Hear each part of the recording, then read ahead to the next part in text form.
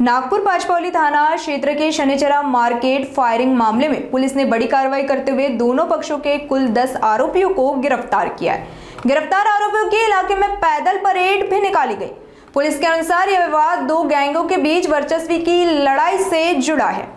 जानकारी के अनुसार 16 जुलाई को शनिचरा मार्केट में मको का आरोपी अजय चिंचखेड़े बाजार में मौजूद था। ऐसे दौरान जगदीश गोखले अपने साथियों के साथ वहां पहुंचा। दोनों पक्षों के बीच पहले कहासुनी हुई, फिर धमकियां दी गई और देखते ही देखते फायरिंग की घटना हो गई। इस मामले में पाचपौली थाने में 17 जुलाई को दोनों पक्षों की ओर से क्रॉस FIR दर्ज की गई थी। जांच के दौरान पुलिस ने दोनों मामलों में 5 आरोपियों से कुल 10 आरोपियों को गिरफ्तार किया। आरोपियों में कानून का डर कायम करने और आम जनता में सुरक्षा का भरोसा बढ़ाने के उद्देश्य से पुलिस ने उनकी शनिचरा मार्केट क्षेत्र में पैदल परेड निकाली। फिलहाल मामले की आगे की गहन जांच जारी है। या संदर्भात दिनांक 17/7/2026 ला गुन्हा दाखल झालेला आहे। 16ची घटना आहे।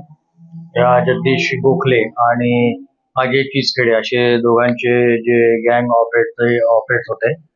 तर 16 तारखेला चिंचखेडे ज्यावेळी त्यांच्या साथीदारासह शनिचरा मार्केट येथे हजर होता आणि त्या दरम्यान गोखले आणि त्याचे साथीदार तिथे आले। त्यांच्यात बाचाबाची झाली, दमदाटी धमकावणी झाली आणि मग फायर केला त्यांनी रोडवर आणि त्याच्यानंतर मग दोघांवरही गुन्हे दाखल झाले आणि हा जो आहे जगदीश आणि जो अजय चिंचखेडे जो आहे त्याच्यावर पूर्वी मोका लागलेला होता।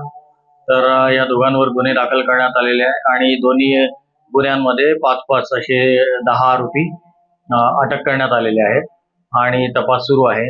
तसेच जो शनिचरा मार्केट आहे तिथे काही जे अवैध हे करणारे किंवा उगाच तिथे फिरणारे किंवा बेरात्री तिथे थांबणारे आणि अनावश्यक गुन्हे करणारे असे कुठले लोक थांबतात अशी माहिती होती त्यावरनं आणि तिथे अतिक्रमण सुद्धा होतं। तर त्याचा फायदा हे घेत होते जे अनधिकृत कृत्य करत होते। तर त्यामुळे आम्ही NMC शी संपर्क केला आणि त्यांचं अतिक्रमण पथक तसेच पोलीस बंदोबस्तामध्ये जे काही अनधिकृत बांधकाम होतं मार्केटमध्ये ते काढण्यात आलं आणि त्या मार्केटमध्ये अजय चिंचखेडे जो यातला आरोपी आहे तर त्याचं सुद्धा अनधिकृत बांधकाम होतं जिथे तो राहत होता ते सुद्धा काल पाडण्यात आलं।